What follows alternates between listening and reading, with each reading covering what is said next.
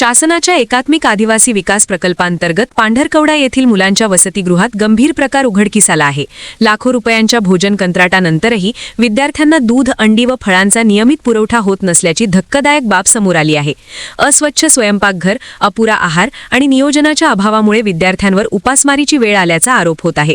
पांढरकवडा येथील या वसतिगृहात 75 विद्यार्थ्यांची क्षमता असताना सध्या 42 विद्यार्थी वास्तव्यास आहेत।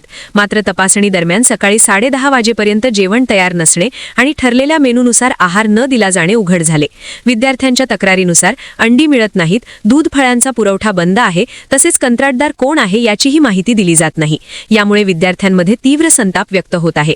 तर जिल्हा प्रशासनाने तात्काळ चौकशी करून दोषींवर कारवाई करावी अशी मागणी होत आहे। शासनाने आदिवासी विद्यार्थ्यांना मुख्य प्रवाहात आणण्यासाठी वसतिगृहे उभारली आणि भोजनासाठी लाखो रुपयांची कंत्राटे दिली आहेत। मात्र आवश्यक अन्न घटकांचा पुरवठा न झाल्याने विद्यार्थ्यांच्या आरोग्य व शिक्षणावर विपरीत परिणाम होण्याची भीती व्यक्त केली जात आहे। सर, आम्ही डिसेंबर 2024 मध्ये डीबीटी वाढीकरता आंदोलन केले होते सर, कारण की जेवणाची दर्जा अतिशय खालावली होती सर। महागाई दरानुसार ठेकेदारांना पैसे मिळत नव्हते, त्याकरिता आम्ही आंदोलन केले। पण आता सर जिल्हा स्तरावर नाही का डीबीटी वाढली सर, पण तालुका स्तरावर वाढली आहे हे देखील आम्हाला सांगण्यात येत नाही सर। हे कुठेतरी आमच्यासोबत अन्याय होत आहे सर। अंडे सर यावर्षी भेटलेच नाही सर नाश्त्याला। दरवर्षी मेन्यूमध्ये अंडा देऊ नाही सर, पण यावर्षी आम्हाला किती भांडले तरी देण्यात आलेलं नाही सर। नॉनव्हेजचा दर्जा सर अतिशय खालावलेला आहे सर। दरवर्षीप्रमाणे यावर्षी तर भेटत नाही सर चांगला नॉनव्हेज। जेवणाची सर तरी पण खालावली आहे सर। काय मागणी आहे तुमची? तर जेवणाची आता डीबीटी वाढीनुसार जेवणाचा दर्जाही आमचा सुधारावा अशी मागणी आहे सर। आता त्यांना एक वॉर्निंग द्यायला पाहिजे सर, नंतर ते देत नसेल तर त्यांच्यावर कार्यवाही करण्यात येईल सर। काय नाव तुमचं? युवराज राजूरकर। आणि कोणा वर्गात शिकता? BCom final year.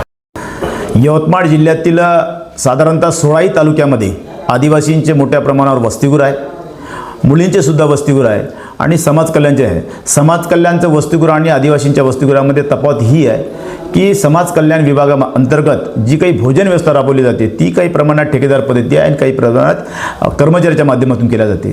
परंतु आदिवासींचे जेवढे वसतिगृह आहे त्या ठिकाणी ठेकेदार पद्धती आहे आणि ठेकेदार पद्धतीमध्ये साधारणतः मूळ ठेकेदार आणि सब कॉन्ट्रॅक्टर या दोघांच्या असे एकच वसतिगृह नाही, पांढरकवडाच वसतिगृह नाही तर पांढरकवडा वसतिगृहासारखं पांढरकवडा असेल, कडम असेल, राडेगाव असेल, झरी असेल, मारेगाव असेल, उमरखेड असेल, यासारख्या टोटल वसतिगृहामध्ये साधारणतः ही सारखीच परिस्थिती आहे। आज जरी ही तक्रार विद्यार्थ्यांची जरी प्राप्त झाली असली तर माझ्या माहितीप्रमाणे वसतिगृहाच्या साधारणतः सर्व वसतिगृहामध्ये ही सारखीच परिस्थिती आहे। 4-4, 5-5 दिवसाचे फळं त्या ठिकाणी सडलेल्या अवस्थेत असतात, ते फळं दिले जातात, अशा प्रकारे तक्रार आहे।